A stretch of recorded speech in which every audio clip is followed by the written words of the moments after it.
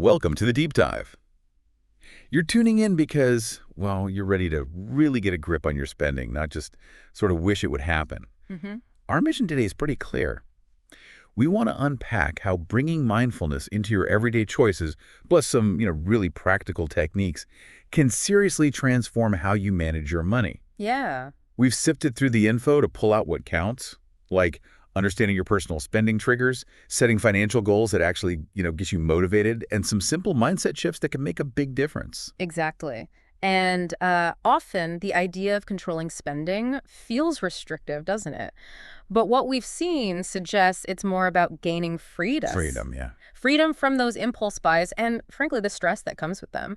What's really key and what a lot of the data points to is first figuring out what kicks off those spending urges for you personally. Okay, let's dig into that. Yeah. I mean, have you ever actually paused to think about when you're most likely to overspend? Maybe it's, I don't know, after a really stressful meeting, or when you're just scrolling through Instagram seeing what everyone else bought, or even like during celebrations.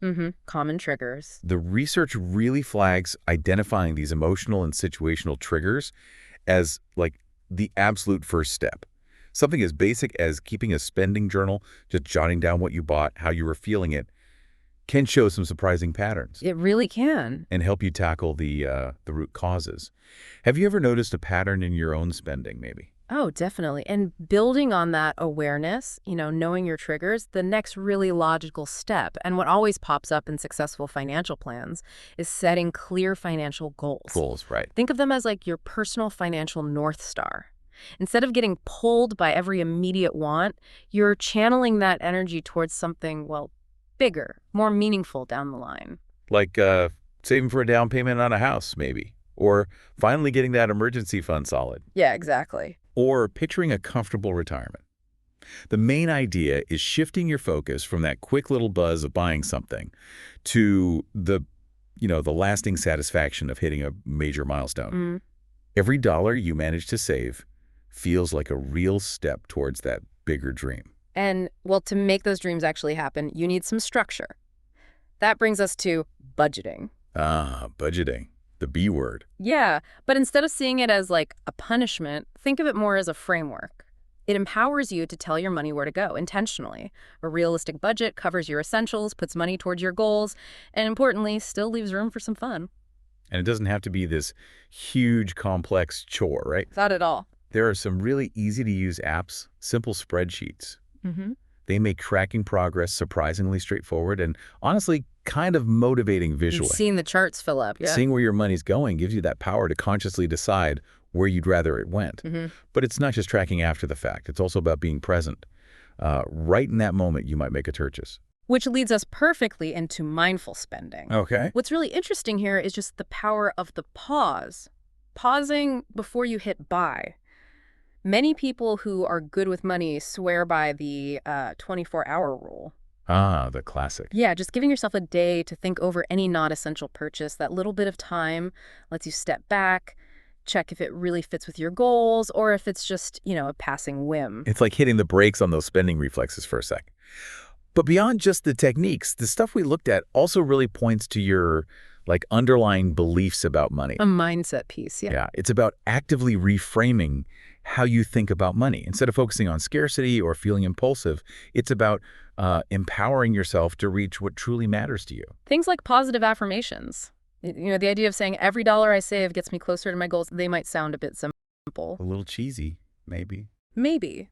But they can be surprisingly effective at rewiring your focus. That cognitive shift helps you see saving not as giving something up, but as the direct path to what you want. Okay, now for some real efficiency boosters. Automation and simplification. Yes. The data really backs this up. Automating your savings contributions, automating bill payments, it just takes away that daily decision-making friction where you might be tempted to spend instead. It sets your priorities on autopilot, basically. Exactly. And simplifying how you pay, maybe sticking mostly to a debit card, or even using cash for certain things like groceries or entertainment that can act as a natural break too. Makes sense. Less easy access means more deliberate choices. Less friction to spend. Okay, finally, let's talk about getting some backup. Support systems. The information we reviewed really stresses that you don't have to do this all by yourself.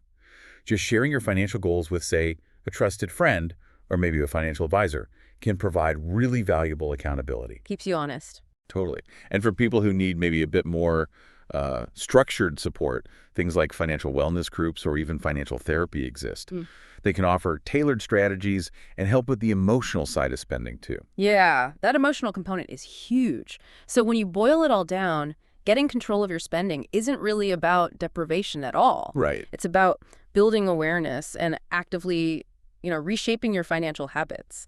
Clear goals give you direction, the budget gives you structure. Mindful spending brings the intention. Exactly. And having a supportive network gives you that encouragement when you need it. It really just comes down to you taking charge, doesn't it? Making your money work for your goals instead of feeling like it runs your life. It's about building that secure future, sure, but also enjoying a more intentional present. Well said. So here's something to chew on. Which one of these ideas we talked about kind of clicks with you the most right now? And what's like one small doable step you could take this week to actually try it out?